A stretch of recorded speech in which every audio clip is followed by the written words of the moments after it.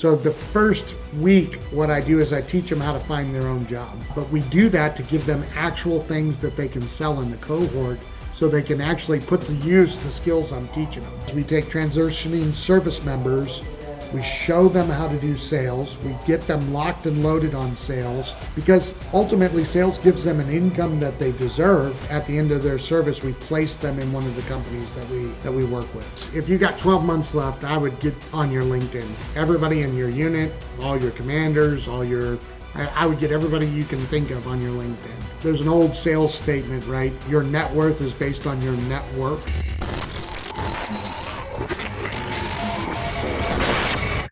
If we were friends in high school, John, who was John Renken, and why did you decide to join the military?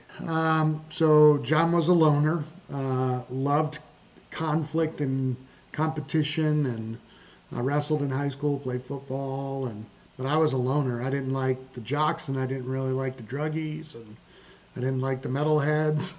So I kind of did my own thing, and I've always wanted to be in the military. I actually initially joined the Air Force, and then they found some blood disorder that spelled the same way as some fatal disease. So they told me no, but the Army came along and said, "Yeah, we'll take you." So that's kind of how I joined the Army, and I had a really good GT score. Like I didn't do well in school because I was bored to death of it. But when I test and stuff, I did fine. So I had like a 120 GT score and could have done anything. And I kept going to my recruiter going, "Hey, I want to do Airborne Ranger. I want to be a Ranger." And they're like, "Oh, there's no Ranger slots." And I'm like, "What do you mean there's no Ranger slots?" And so when I got to MEPS, I was like, "I want to be an Airborne Ranger." They were like, "There's no Ranger slots." I was like, "Okay, send me to Airborne school," because I knew enough at that point because my cousin was already in. That if I went to Airborne school, I could get a walk-on slot to Rangers if I did well enough, right? So they were like, "There's no Airborne slots." And I'm like, "Well, what the hell is there?"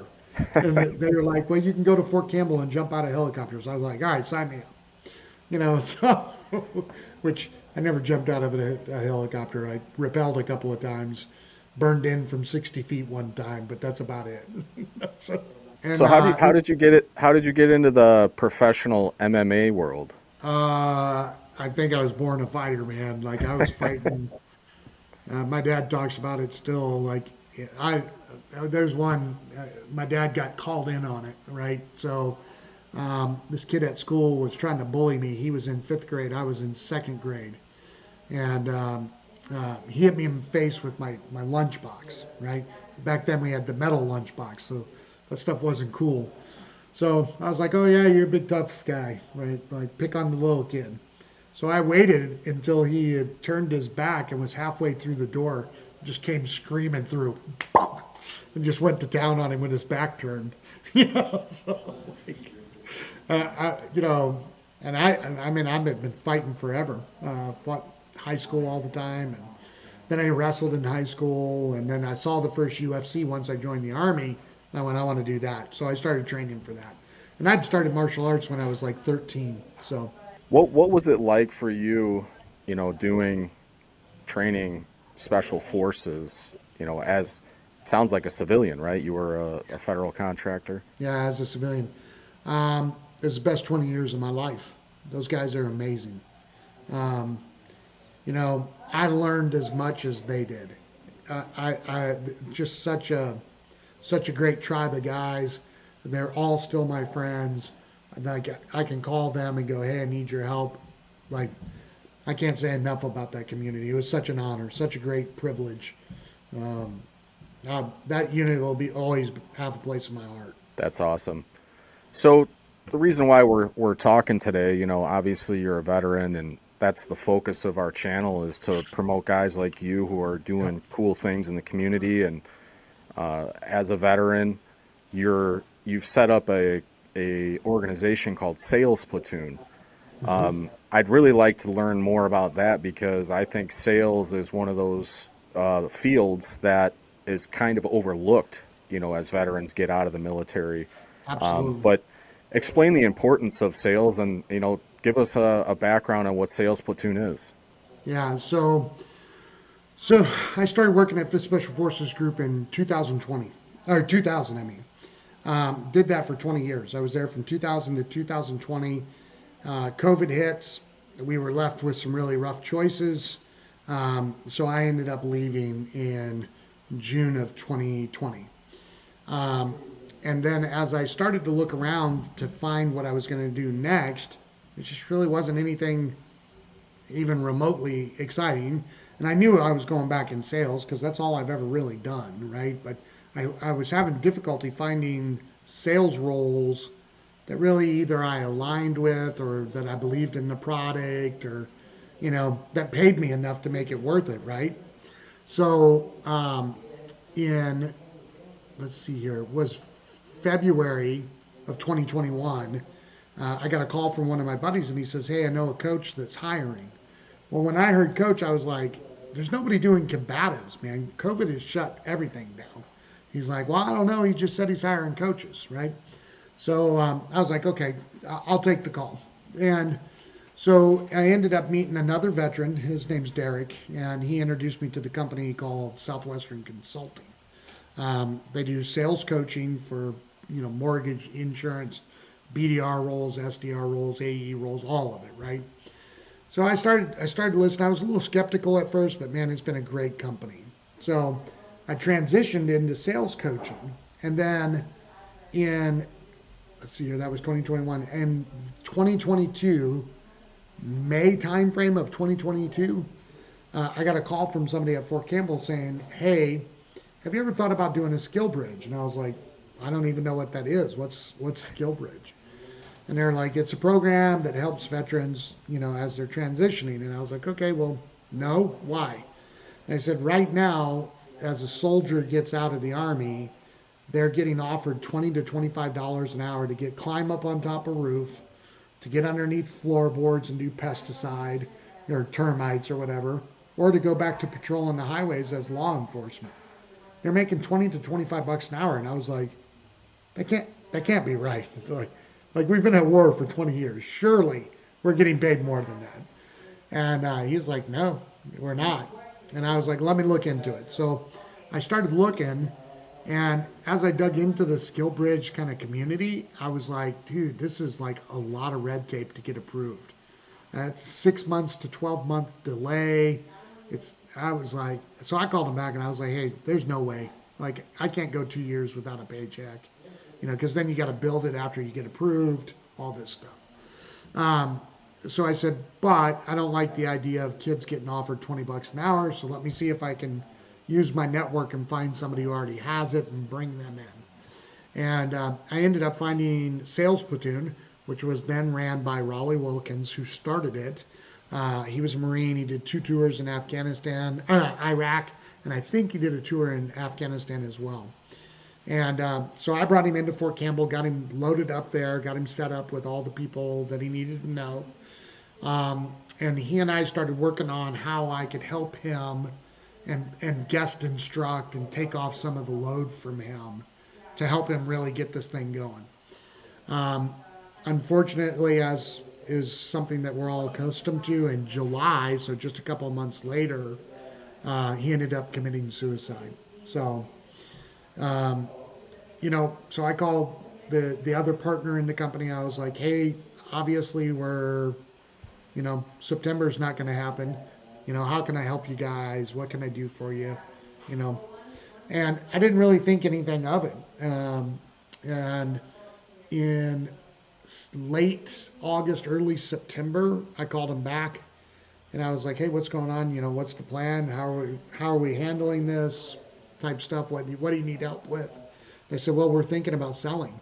I was like, if you're going to sell, I'll throw my name in the hat. I was like, I hadn't even thought about it yet. And in October, they announced that I was the new CEO and had transferred the company to me. But they were still in probate, so I couldn't still really do anything yet.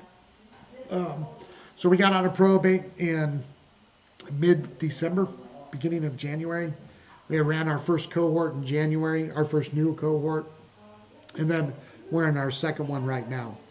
And what we do is we take transitioning service members, we show them how to do sales, we get them locked and loaded on sales, because ultimately sales gives them an income that they deserve and the freedom to live life, Absolutely. which a lot of professions don't do. I have friends that are working 60 hours a week that don't make 85K. Likewise. So, you know, but that doesn't happen in sales, right? Especially if you do commissionable sales.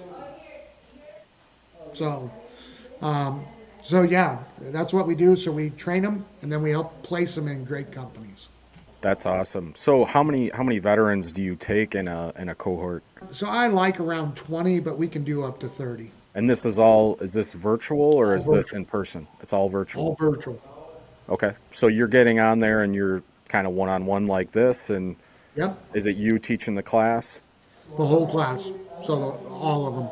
Gotcha. So they're all 20 are on the call with you at one time. Yeah, all 20 are Okay. on the call. Yep. So role plays, all that sort of stuff. Role plays. Yep. And then I have companies that I'm partnered with. We don't make any money from it, but they give me tools. Like, so for example, I have one company that gives me an automation tool so that they can use it. And so in return for them giving me the tool for free, we use that company to train the kids how to sell that particular product. And they don't make no money off it because they're not allowed to, and neither do I. But we do that to give them actual things that they can sell in the cohort so they can actually put to use the skills I'm teaching them. So we have 3 companies we've partnered with that we rotate through and we sell their product for them. Yeah. So I'm a little bit familiar with SkillBridge. I'm not as versed as you are, obviously, but when can a veteran reach out to you and get involved in this program? Yeah, they can reach out about 180 days from termination of service. So, you know, that's mostly the Air Force and the Navy, though. If they're Marine Corps or Army, it's usually 90 days. They can reach out to me anytime, but the Army and the Marine Corps aren't doing more than 3 months. Gotcha. And they typically finish the course while they're still in the SkillBridge program? Yeah. So our course goes 3 months.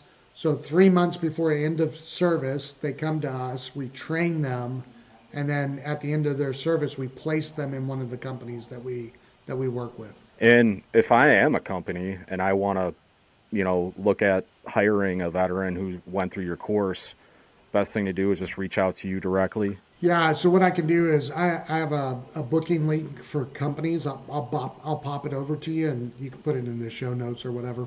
And they can book a call directly with me to discuss it. And there's obviously no cost for veterans to go through this. No But cost. so if let's say I've been out for 5 years and I want to go through a training like this, do I qualify as a veteran? Yeah, so spouses, dependents, all that stuff works. The problem with the veteran is, and I'll tell you what's happened, which I don't mind, it doesn't bother me at all, is they will come in and they usually don't have income. Or if they do have income, they can't make the class, right? So it kind of puts the stress on them. So the first week, what I do is I teach them how to find their own job. And I teach them how to get their LinkedIn up to snuff. And so like this class, we had 6 veterans that started with us on day 1. All 6 have gotten jobs and are no longer in the course. So, Wow. it's like, I mean, I'm kind of like, okay, you got a job, right? And they're all happy with the jobs. So, because I taught them how to identify a company they want to work with and then to go after that company and get employed. It's just, we're not that far into the cohort and they're all gone. Yeah, I love that. So what do you think makes your sales training different from, any other sales? Because there's other sales training courses out there like Sandler and stuff like that, Sure. but you probably have your own unique differentiators in how you do what you do. Can you just explain a little bit about Sure. what makes you different than others? Well, so first I'm partnered with Southwestern Consulting, so we're using their training methodologies, and what separates them from everybody else, and now by extension me, is Southwestern's been around for 165 years. We're the oldest sales training company, and we were started by a preacher who did door-to-door sales because he realized nobody knew how to read and write, so he went door-to-door selling Bibles and Sunday school curriculum, and then would take those people and teach them how to read at church with the stuff he sold them. Wow. So, like we got our start in door-to-door sales. And we've been around for forever. So I think that's a big distinction, right? Now, the second thing is that what I do in Sales Platoon is I take those concepts and contextualize them to our common military experience, right? So I have a way of being able to communicate because I served and then did 20 years with Fifth Group. I have a way of explaining it that makes sense to the average veteran who's never done sales before, right? So if we're going to talk about goal setting, I'm going to talk about backwards planning, which is a concept everybody in the military should know, right? Even if you were a private, you probably understood, hey, when we're going to run a mission, we start here. We start with time on target, right? And then we Yep. back up. So there's some of that stuff. And like I said, I've done just about every kind of sales cycle you can think of. I mean, I was, you look a little bit young for it, but when cell phone companies switched from the brick to the flip, I was actually doing commission sales at that point, selling the new flip phones. Was making great money because at that time they gave great commissions because you actually had to convince people to switch to the flip phone. They Yeah. thought it would break. So, so there's a lot of experience from short cycle transactional type of purchases all the way to those long government contract cycles. Yeah, absolutely. So how many veterans have come? You said you've had two cohorts so far. How many Yeah, veterans we've total had have? two since Raleigh died, but we had, uh, I want to say it was five before he passed. So we've put in a couple hundred people. Oh, that's awesome. That's super cool. So what are some of the companies that you're partnered with that, a Sure. veteran could be like, holy cow, these guys give you the training and then they put you in touch with this company. Yeah, United Rentals, Adobe, Oracle, Orion. We had a contract with Verizon shortly before Raleigh passed, and we're trying to kick that contract back up.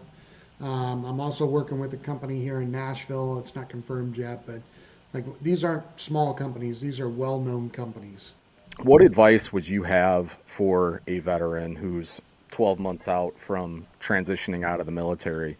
Because that's a big problem. It's been a big problem for a very long time, and Yeah. it was hard for me even when I transitioned out of the military. I struggled to find my way for about 4 or 5 years, and I got out during that 2008 time frame where the Sure. market tanked too. So, what advice would you have for a veteran who's 12 months out or more? There's a couple of things. If you got 12 months left, I would get on your LinkedIn. Everybody in your unit, all your commanders, I would get everybody you can think of on your LinkedIn. There's an old sales statement, right? Your net worth is based on your network. Um, like you have to, if you're going to go into sales, you have to, well, any position really, you have to build your network because just like we have communities inside the military where maybe I need ammunition and I bought you a 12 pack of beer so I can call you up and go, hey, bro, you owe me one. Remember, I bought you that 12 pack. My guys need ammo. Hook me up, right? So you need to understand that that's still part of the real world. This idea of networking and building relationships and extending invitations to connect and do favors for other people. So if I was 12 months out, the first thing I would do is I would get my LinkedIn completely up to snuff. I would go get my project management certification because I might not like the career path I choose. And project management gives almost everybody in the military knows how to do project management. I might not like that either, but it will give me a stable income until I figure out what I want to do. I probably would also pay somebody to do my resume professionally, somebody that can actually convert experience into civilian language. Um, and another big thing, I hate this about the military. I think we need to change this fundamentally from day one. The day I sign up, the day I go off to boot camp, whatever, from day one, we should be talking about what is your plan, what's your exit strategy. Doesn't matter if you're in for 2 years or 20 years. What's the exit strategy?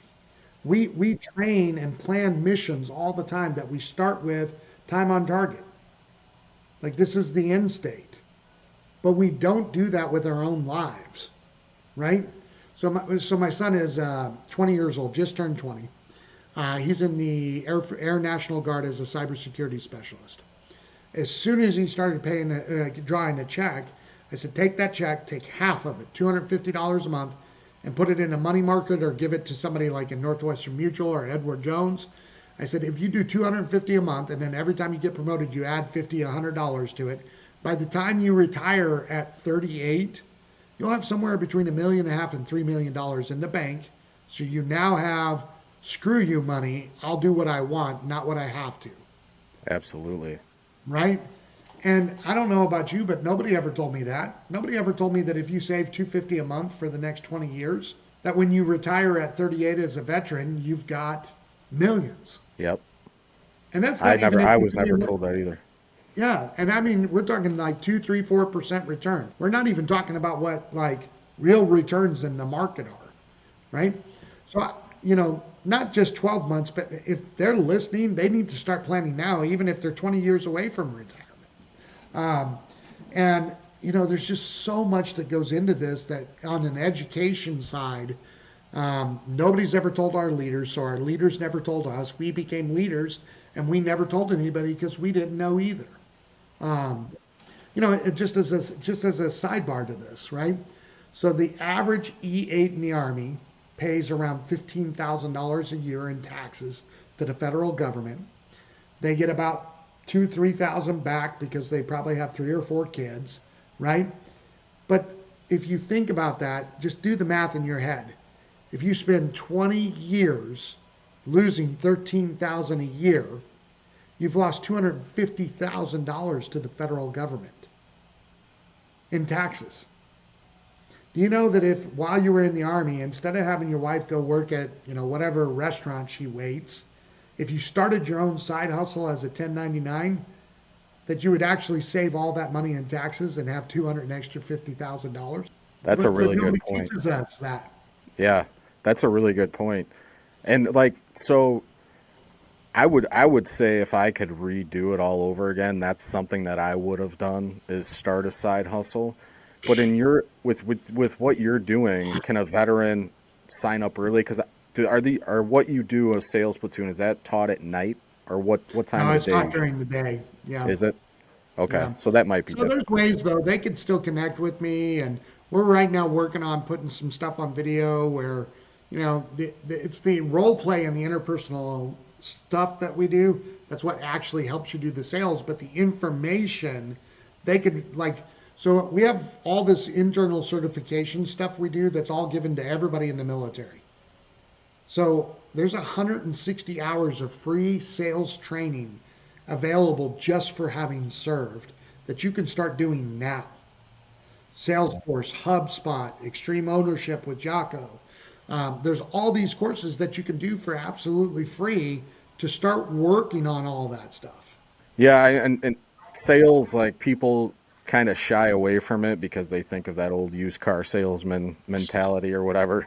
But like in reality, even if you go get a job, in construction or whatever, you have to sell yourself to that employer. That's right. So knowing these skills is so important for everybody, not just for the Yep. people that want to be in sales. Yep. Well, and listen, those car sales is sales, right?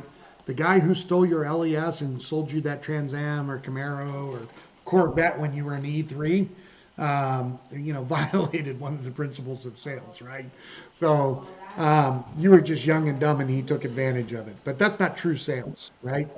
And so one of the things that we do is we're getting people prepped for BDR, SDR roles and things of that nature.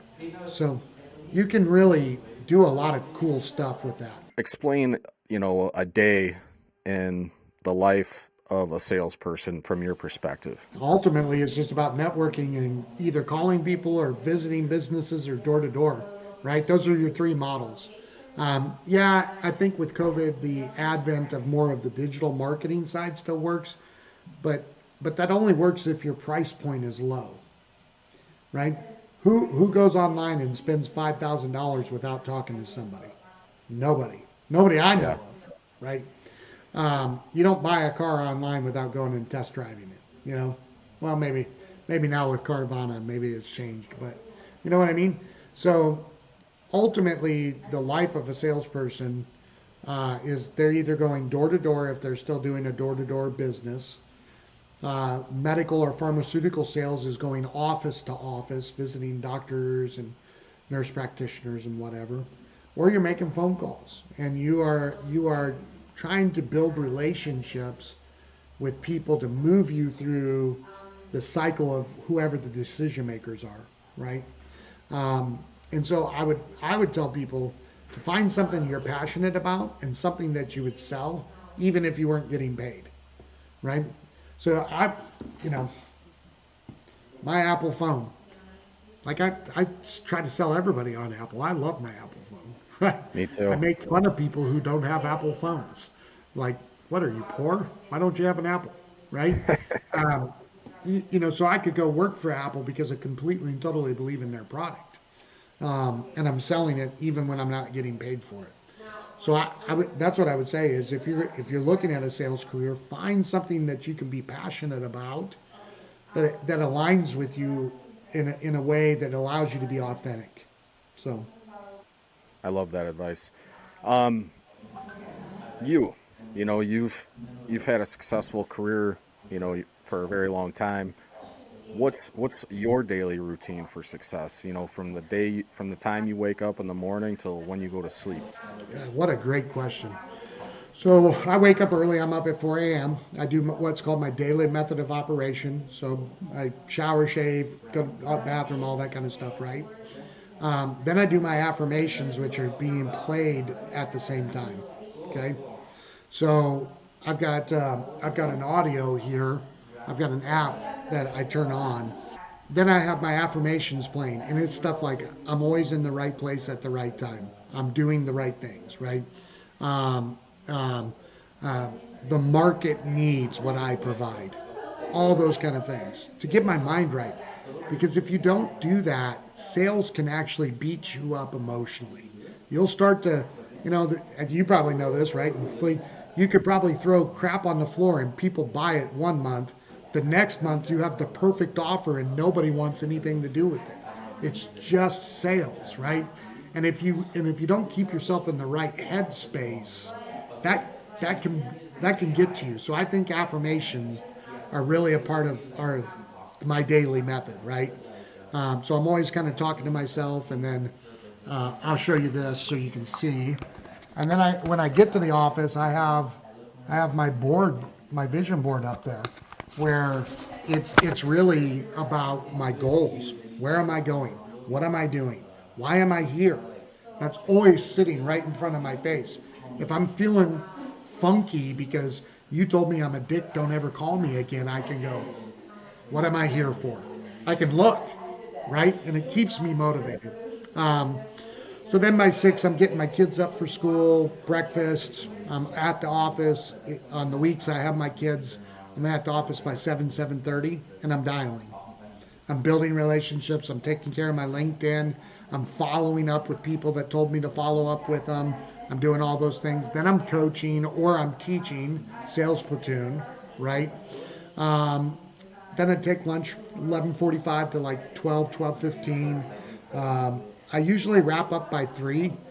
Sometimes it's a little later because I do some West Coast stuff, and so those folks obviously I gotta arrange my schedule, and I do later days on those days. So then I go home and I start coaching wrestling, transporting kids all over the planet. It's I and feel then you I try there. to I try to sneak trips in whenever I can. So if I have a client that wants me to come out, I try to sneak those in. But that's pretty much what I do. I love that. You said something in the beginning how you were talking about how one month you could, throw crap on the floor and people will buy it. The next month they won't buy anything and it's the greatest offer ever, right? But one thing one of my former bosses actually told me was, you're not just competing with your competitor, but say I'm in the cell phone business like you are, I'm competing against the accountant that's calling on him, the lawyer. He's got all these different people who are trying to get their time, And you have to realize that it might not be you, it might just be the timing. Yeah, so I'll add to that because I use this analogy all the time. What's your favorite restaurant? I'd say Buffalo Wild Wings. Great. Buffalo Wild Wings. You and I go out for a beer and some wings tonight. We're sitting at Buffalo Wild Wings. They ran a special, so you got double the amount of wings you normally get. You're stuffed to the brim. The waitress comes over and she says, "Hey, Brian, would you like dessert?" You're going to say no because you ate more than you should have. Do you think that waitress is offended by your no? No. No. This is the posture we need to have with sales. It's not about you. Who Yep. cares? That waitress is no skin off her back that you didn't want a dessert. And that's the way we should be approaching our sales life. My job is to offer. That's it. I can't control your decision. I can't make you buy. So why beat myself up over whether you buy or not? I should be like the waitress. Okay, cool. That's a really good point too. So tell us something, something that we might have not have covered yet, about Sales Platoon that you'd like to share with our audience. Yeah, so here's my passion. I think after 20 years of war, whether you did 2 years or 20, doesn't matter. I think we deserve more. I hate it when I listen to or watch veterans who have given up on their dreams, who have served for so long and done so much, and they do not have time freedom or money freedom. And you can have both in sales. Now, there's a risk if you want time freedom. The risk is you probably have to take a commissionable role. Like I set my own schedule, right? I'm disciplined enough that I wake up, I do what I want. When it's time to relax, I relax. But when it's time to work, I work. And I work hard. But my daughter yesterday had an award ceremony, and so I took off work early. I cleared my schedule. If you're not in a sales role, how many of you get to clear your schedule and just go be with your kids? Not a lot. So I think that sales provides you with more time freedom and less micromanagement and more money freedom than you'll have in any other role. Unless you Absolutely. start your own company. Yeah. And, I think sales and entrepreneurship are just, they're neck and neck, depending on the company that you work for, obviously. But talk about that for a minute because that's very interesting to me. And I wish that I would have gotten into sales sooner.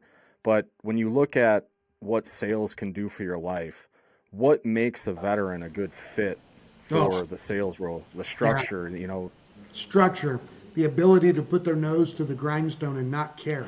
Look, and this is what I tell everybody. If I meet a veteran and they are thinking about sales, I go, nobody's shooting at you. Like the worst that happens is somebody tells you to F off. That's the worst. Like that was daily for us in the military. That is not a big deal. How many times did you get told off in the Army? every day. Every day. So there's nothing in sales that's even remotely as difficult as what we did in the military, right? Even if you were in the Air Force, so not really the military, right? It's still harder than what most sales roles are. So I think veterans are adaptable. I think that they can put their nose to the grindstone and get it done. They know how to network because we had to do it in the military. They just don't know how to do it in the civilian world. We're gonna list all your information below, and any links that obviously you want to share with the audience so that they can get in touch with you and learn more about Sales Platoon, or maybe they have just a normal question for you. But last question before we head off here into the sunset, John. Before you leave this earth, what sort of impact or legacy do you want to leave in your community or the world? So number one, I want my kids not to accept slavery. And what I mean by slavery is that somebody else tells me how much I'm worth, somebody else tells me how much I'm going to make, and somebody else tells me what time I have to be there and what time I have to go home. That's my first. I want my kids to be able to live their life the way they want. The second thing is I want veterans to know there's other options out there. There really is. When I worked at Fifth Group, I loved it because I actually got to make a difference in their life. So my hope is through Sales Platoon, we start making a difference in all of these veterans' lives, and they find the freedom and the time that they deserve. So I think if I do that, man, I've got plenty of haters, but I'd be happy even with haters at that point. Hey guys, if you enjoyed this one, check out these videos right over here. And we'll see you in the next video.